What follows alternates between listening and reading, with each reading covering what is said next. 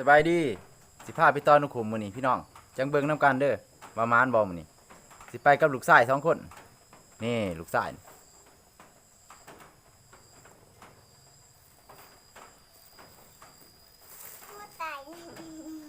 เขาไปกันเลยบัดนี้ไปกันเลยพี่น้องมื้อนี้จักหน่อยก็ฮอดป่าแล้วเนาะ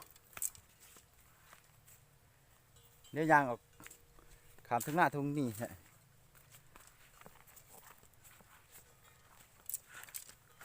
แห้งแล้งหลายพี่น้องปีนี้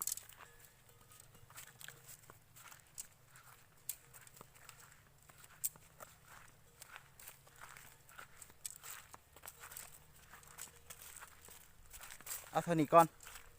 ไปหอดปลาเดี๋ยวปักสิ่งเนี่ยถ่ายเบิ่ง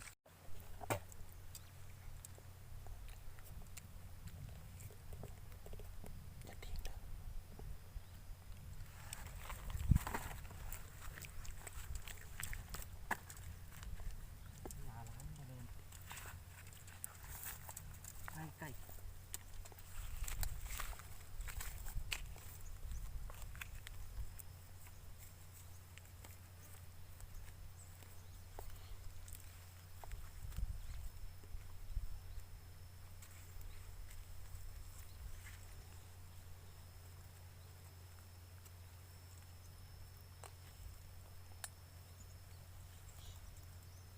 เขา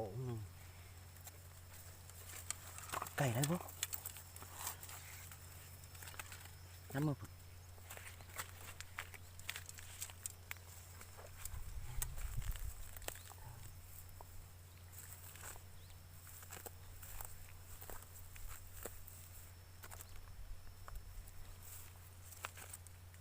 ตรงนี้ล่างเลย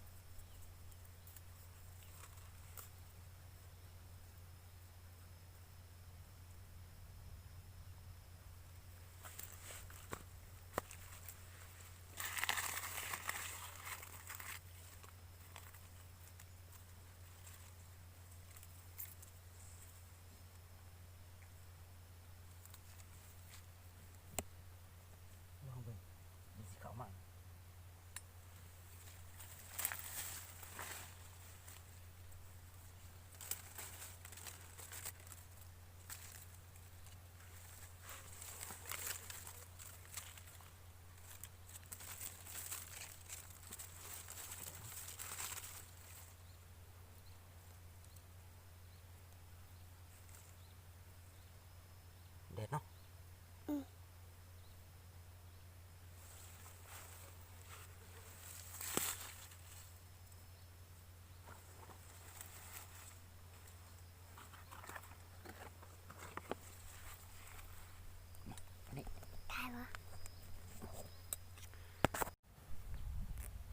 บ่มานพี่น้อง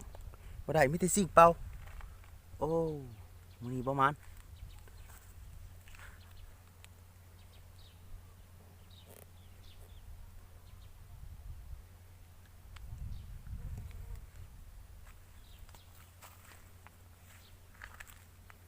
เป่ามันเลย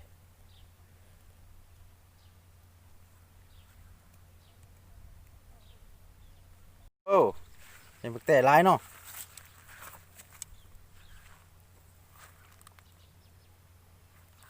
ไปมากินบักแต่กันเฮาบ่มานพี่น้องเอ้ยมาก่อนเดี๋ยวมือใหม่มาต่อสิรีวิวให้เบิ่งใหม่มื้อนี้บ่มาน